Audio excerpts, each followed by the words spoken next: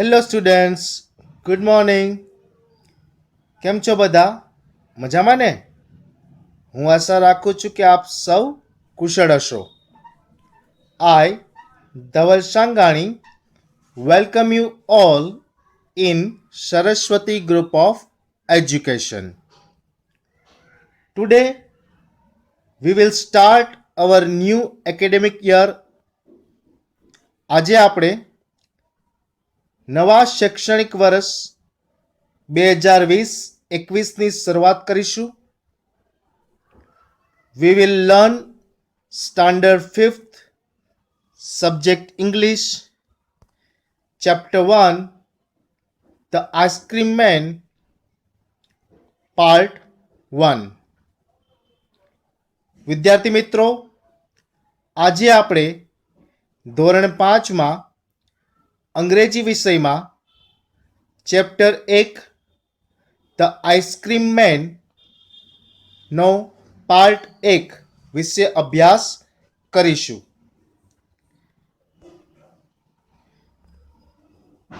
What is called sweet and creamy and wonderful to eat?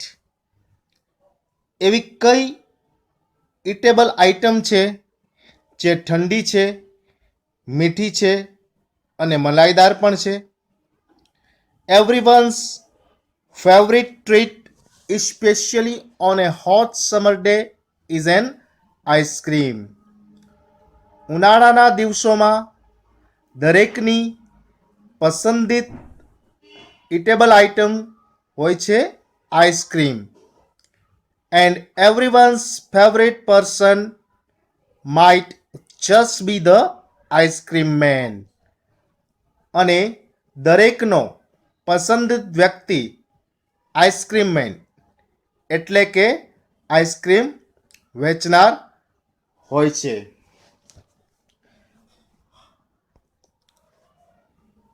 વિદ્યાર્થી મિત્રો, have you like ice creams? શું તમને ice cream ભાવે છે? Of course, your answer is yes. Every child likes ice cream. દરેક બાળકને ice cream ભાવે છે. When ice cream man comes to the street, every child buy ice cream and enjoy it.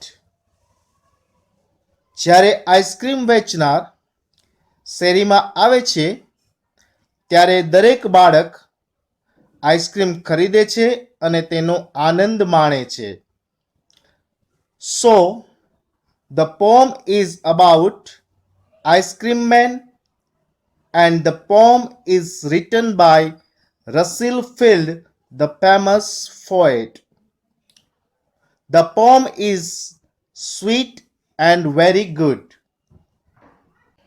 Now, I will start the explanation of the poem, The Ice Cream Man, Part 1, and their new words.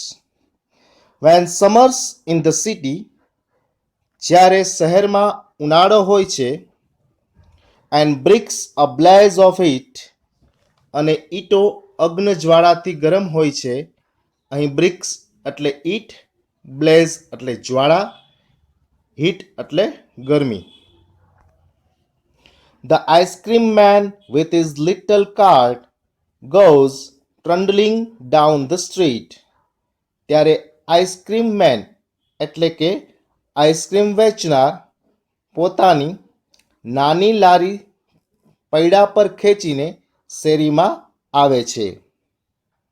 અહીં ટ્રન્ડલિંગનો meaning ગબડાવવું, પણ લારીને પૈડા પર ગબડાવવું એવા અર્થમાં થાય છે. વર્ણન. In this poem, poet is describing about ice cream and his cart in summer season. આ કવિતામાં કવિ આઈસ્ક્રીમ અને તેની લારીનું વર્ણન કરે છે. ઉનાળાની ઋતુ જ્યારે ખૂબ જ ગરમી હોય છે, when there is too much hot, we like to eat cold dishes and desserts.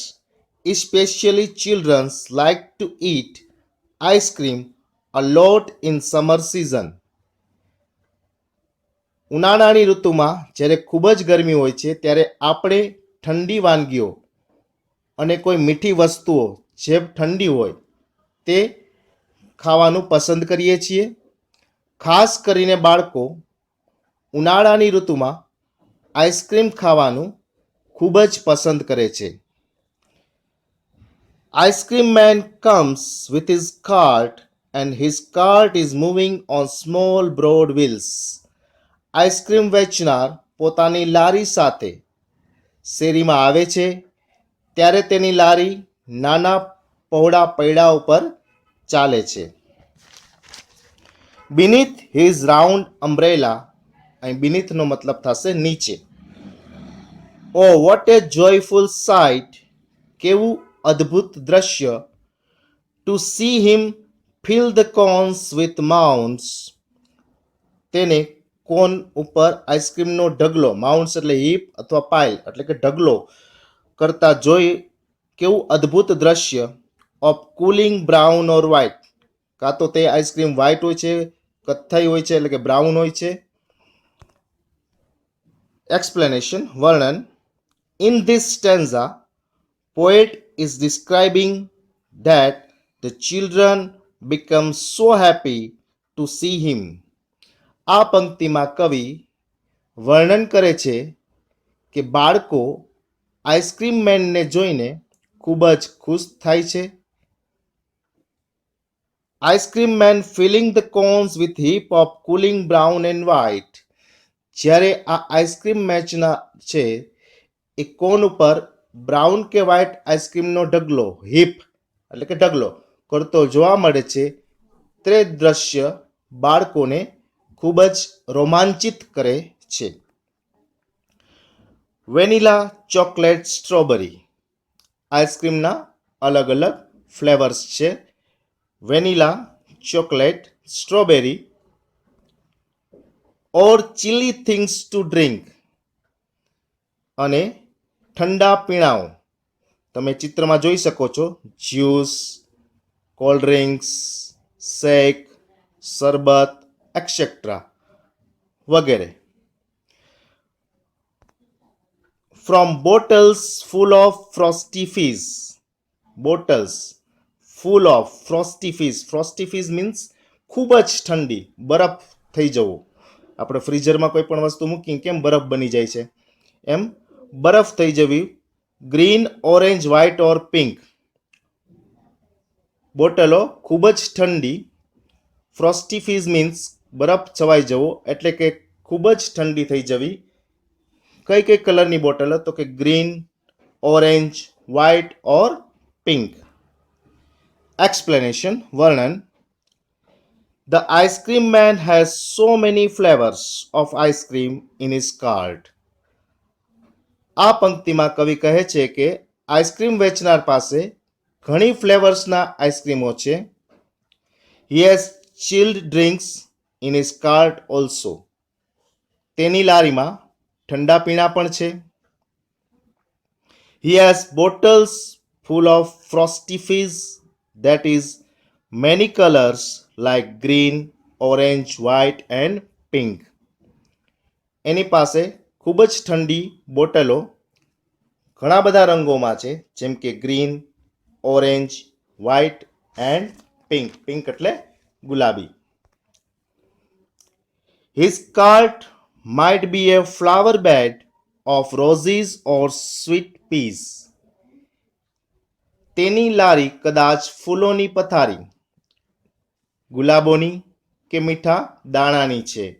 Might એટલે કદાચ, શક્યતા, ફ્લાવર બેડ ફૂલોની પથારી, રોઝીસ એટલે ગુલાબ, સ્વીટ એટલે મધુર ને પીઝ એટલે દાણા. The way the children cluster round as thick as honeybees. જે રીતે બાળકો તેને ઘેરી વળે છે જેમ મધમાખીઓનું ઝુંડ હોય તેમ. The way એટલે કે જે રીતે, ચિલ્ડ્રન બાળકો, ક્લસ્ટર એટલે ભેગું થવું, એની આજુબાજુ ગોઠવાવું. એઝ થીક, થીક એટલે ગાઢ. હની બીઝ જેમ મધપૂડો ખૂબ જ મોટા પ્રમાણમાં હોય છે એ રીતે બાળકોનું ટોળું પણ એને ઘેરી વળે છે. એક્સપ્લેનેશન વર્ણન. The children His cart lie a flower bed. બાળકો લાય એટલે પડ્યા રહે છે તેના લારી પાસે, જેમ ત્યાં ફૂલોની પથારી હોય, જેવા કે ગુલાબની, કોઈ મીઠા દાણાની. અને બાળકો children cluster round his cart like a honeybee. બાળકો તેને કાર્ટ એટલે લારીને ઘેરી વળે છે, જેમ કોઈ મધમાખીઓ કોઈ મધપૂડાને ઘેરી વળે. વિદ્યાર્થી મિત્રો, તમને પોમની એક્સપ્લેનેશન બરાબર સમજાઈ ગઈ હશે, ખરું ને? નાવ I will explain new words of the poem. Blaze, bright flame or fire. ખૂબ જ પ્રભાવિત કરતી અગ્નિજ્વાળા. Trundling, moving on small broad wheels. નાના પહોળા પૈડા ઉપર કોઈ પણ વાહનને લારીને ચલાવવી. Mounds એટલે કે હીપ અથવા પાઇલ એટલે કે ઢગલો. Frosty fizz, chilled drink making a hissing bubbling sound. પરપોટા જેવો અવાજ કરતું ઠંડુ પીણું. ક્લસ્ટર એટલે કે ગેધર અરાઉન્ડ ભેગા થવું. ગ્રુપ ઓફ સિમિલર થિંગ્સ એક જ વસ્તુનું ટોળું એટલે કે નાના નાના બાળકોનું ટોળું. After the explanation of poem and new words,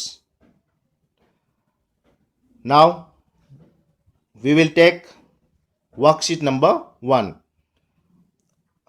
Worksheet number 1 પા separate the dishes given below as food and dessert.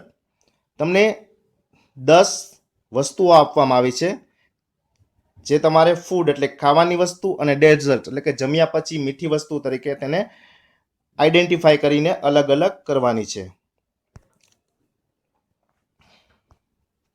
ચપાટી, સંભાર દાલ, રસગુલ્લા, બિરયાની, જલેબી, પરાઠા, કેક, ખીર, પનીર કરી અને Mysore pak. Answer in one word. In which season is ice cream popular? કઈ ઋતુમાં ice cream મનપસંદ છે? Who feels joyful on seeing the ice cream man? કોને આનંદ આવે છે આઈસ્ક્રીમ વેચનારને જોઈને? What are the two things that the ice cream man is selling? એવી કઈ બે વસ્તુઓ હતી જે આઈસ્ક્રીમ મેન વેચી રહ્યો હતો? વિદ્યાર્થી મિત્રો, તમને બરાબર પોમ ન્યૂ વર્ડ્સ અને એની વર્કશીટ સમજાઈ ગઈ હશે એવી આશા રાખું છું.